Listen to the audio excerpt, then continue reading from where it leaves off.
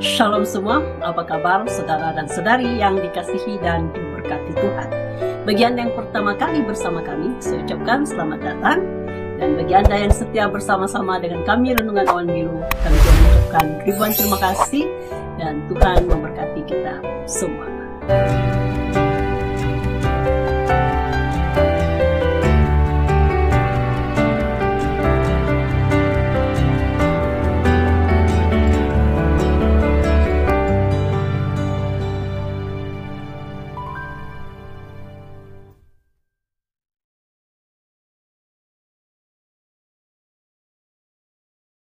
Saudara dan saudari, perkongsian kita pada kali ini yaitu tentang kisah 3 pohon.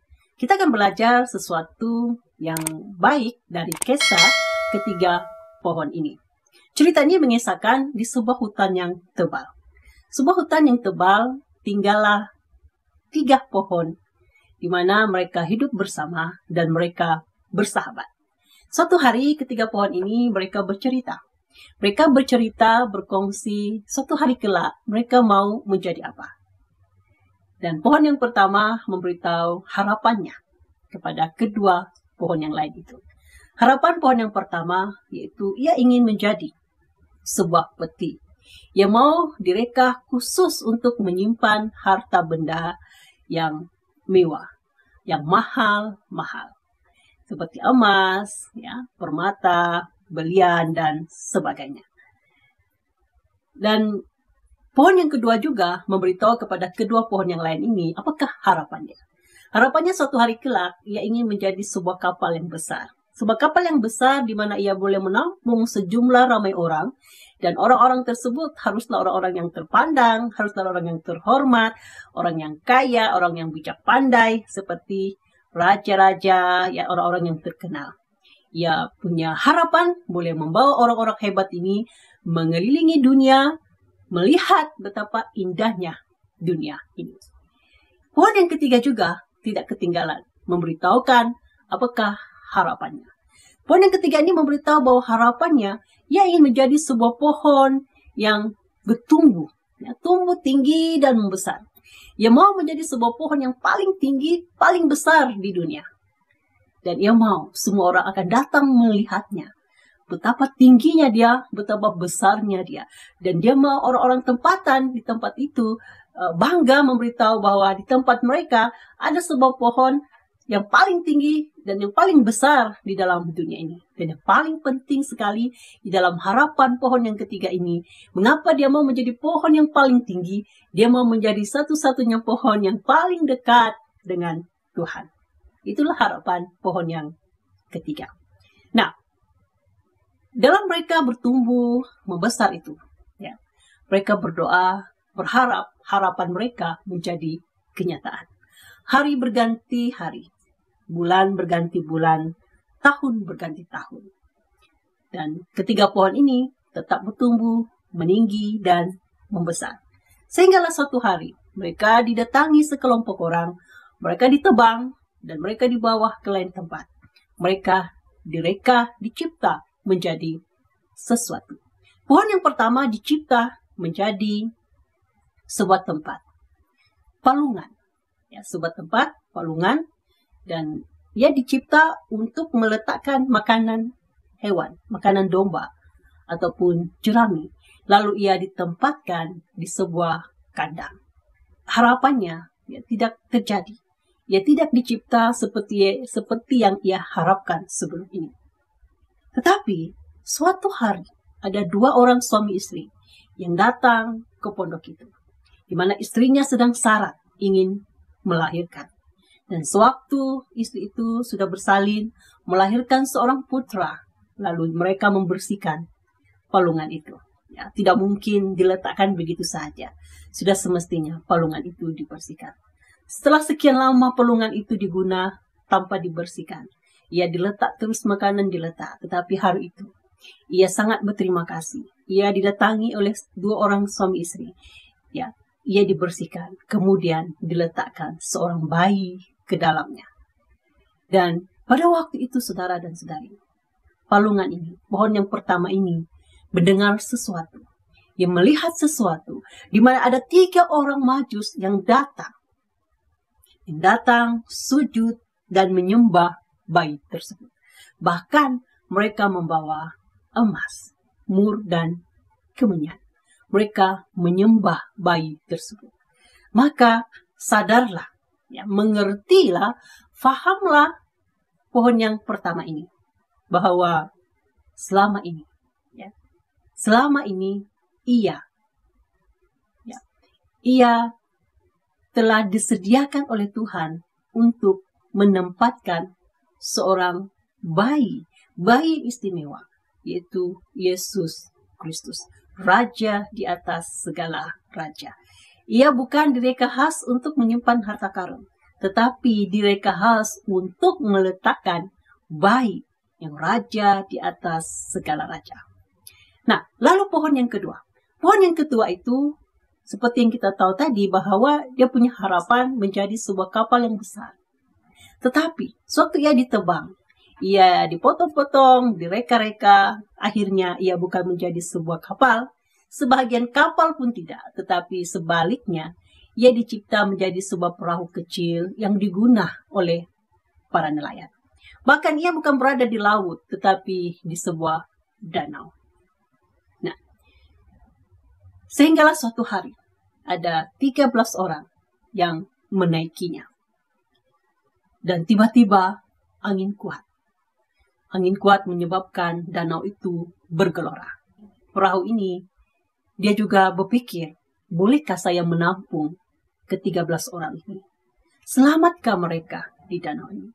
Tiba-tiba ia terdengar orang menjerit, berteriak, "Guru, guru, bangunlah. Tidakkah engkau peduli kita? Kita akan mati. Angin kuat, danau bergelora." Tiba-tiba terdengar sebuah suara yang memerintah. Memerintah, angin itu berhenti. Memerintah, danau itu berhenti dari bergelora. Wah, betapa terharunya pohon yang kedua ini. Ia sangat terharu karena pada waktu itu ia mengerti bahwa ia bukan membawa orang yang calang-calang orang yang menaikinya, tetapi seorang yang berkuasa, seorang yang berdaulat, yang mampu memerintah alam, mampu memerintah angin, ribut maupun danau yang bergelora itu. Siapakah yang mampu melakukan itu selain daripada pencipta, sang pencipta? Betapa terharunya pohon yang kedua ini. Walaupun ia tidak dapat membawa raja-raja, orang-orang kaya, orang-orang hebat mengelilingi dunia. Walaupun ia tidak berada di lautan yang besar, melihat pemandangan yang indah. Tetapi pada hari itu, ia mengerti dan paham bahwa yang menaikinya melebihi daripada raja-raja, melebihi daripada orang-orang kaya hebat-hebat yang ada di dunia ini. Dan apa yang ia lihat di danau pada waktu itu, ia dengar melebihi daripada apa yang dia harapkan, yang dia boleh dengar, yang dia boleh lihat di lautan luas. Nah, saudara dan saudari, cerita pohon yang ketiga pula. Pohon yang ketiga itu ia ditebang, dipotong, direka khas. Lalu ia disimpan di sebuah gudang ataupun store. Dia disimpan di sana sekian lama. Gelap. Dia pun berpikir, adakah saya mereput di sini selamanya? Tiba-tiba suatu hari, pohon yang ketiga ini yang sudah dipotong-potong ini, ia dibawa keluar dari gudang itu. Dan kemudian ia dikenakan di pundak seseorang. Dan di sana ia mendengar orang menjerit. Bunuh dia, salibkan dia, salibkan dia. Ada juga dia mendengar suara kecil-kecil berkata bahwa dia orang yang tidak bersalah, dia orang yang tidak berdosa. Sehinggalah ia dibawa ke sebuah tempat, sebuah bukit. Dan kemudian ia didirikan di sana menjadi sebuah salib. Dan tersaliblah seorang pribadi yang sangat hebat dan luar biasa sekali. Dan di sana dia menyaksikan, mendengar bagaimana Tuhan Yesus berkata, "Eli, Eli, lama sabachthani." Pada waktu itu, mengertilah, fahamlah pohon yang ketiga ini. Ya. Sungguh pun harapannya tidak dapat bertumbuh tinggi mencapai langit. Tetapi pada waktu itu, dia lebih dekat dengan Tuhan daripada seperti yang ia harapkan. Ia tidak pernah terfikir kalau ia boleh sedekat itu dengan Tuhan. Walaupun dia ingin tumbuh tinggi untuk dekat dengan Tuhan. Tetapi tidak pernah terfikir dekat yang bagaimana. Tetapi pada waktu itu, ia menyadari bahwa orang yang disalibkan ke atasnya itu, yang dilekatkan, dipakukan ke atasnya adalah Tuhan Sang Juru Selamat. Mengertilah ya bahwa sekian lama ya, mereka ketiga pohon itu, mereka sebenarnya bertahun-tahun berdoa, minta harapan mereka terjadi, tapi tidak terjadi. Sebaliknya mereka seolah-olah direndahkan. Jauh sekali seperti yang mereka harapkan. Tetapi sebenarnya Tuhan sedang menyediakan mereka untuk melihat, mendengar, dan menjadi sesuatu sebagai alat Tuhan untuk Tuhan pakai sebagian daripada rencana Tuhan menyelamatkan umat manusia di dunia ini. Apakah pelajaran yang kita perolehi dari kisah ketiga pohon ini? Pertama sekali yang kita pelajari sebagai manusia, kita boleh saja punya harapan. Kita boleh saja punya cita-cita, punya mimpi. Dan tidak salahnya kita membawa segala cita-cita kita, segala harapan kita, segala apa yang kita rancangkan itu di dalam doa kita. Tapi saudara, jangan kecewa apabila hasil tidak seperti yang kita harapkan. Walaupun kita sudah berdoa, kita sudah berbuat sebaik yang mungkin, kita sudah berdoa, kita sudah meminta, kita sudah mencari, kita sudah mengetuk pintu, tetapi hasilnya tidak seperti yang kita harapkan. Tetapi ingatlah, dalam Alkitab mengajar kita, mengucap syukurlah dalam segala hal, karena itulah yang dikehendaki Tuhan. Karena apa? Karena setiap orang yang percaya kepada Tuhan, yang berharap kepada Tuhan, masa depan yang Tuhan sediakan kepada kita adalah masa depan yang penuh kecemerlangan. Walaupun tidak seperti yang kita harapkan, tetapi percayalah, Tuhan telah menyediakan. Tuhan sedang menyediakan kita untuk menghadapi, untuk mendengar, untuk menjadi sesuatu seperti yang Tuhan harapkan. Mari kita lihat Alkitab kita di dalam Amsal pasal 19. Amsal 19 ayat yang ke-21 berkata demikian. Banyaklah rancangan di hati manusia, tetapi keputusan Tuhanlah yang terlaksana. Nah, memang banyak sekali rancangan di hati kita. Banyak sekali yang kita harapkan, banyak sekali yang kita cita-citakan. Tetapi yang terjadi dalam hidup kita adalah apa yang Tuhan rancangkan. Seterusnya kita lihat dalam Yeremia pasal 29 ayat yang ke-11 berbunyi demikian. Sebab aku ini mengetahui rancangan-rancangan apa yang ada padaku mengenai kamu.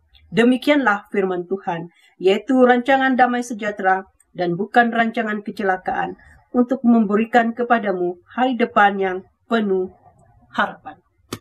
Jadi saudara dan saudari, percayalah. Mungkin hari ini apa yang kita harapkan, apa yang kita mintakan tidak terjadi. Tidak seperti yang kita harapkan.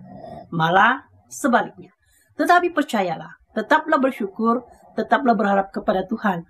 Percayalah bahwa Tuhan sedang menyediakan kita untuk menjadi sesuatu. Tuhan sedang menyiapkan kita untuk menghadapi sesuatu yang sudah semestinya apapun yang Tuhan sediakan bagi kita itu, apapun yang Tuhan jadikan kita itu, semua adalah untuk kemuliaan nama Tuhan. Demikianlah saudara dan saudari perkongsian kita pada kali ini. Semoga Anda diberkati. Kita bertemu lagi di lain perkongsian.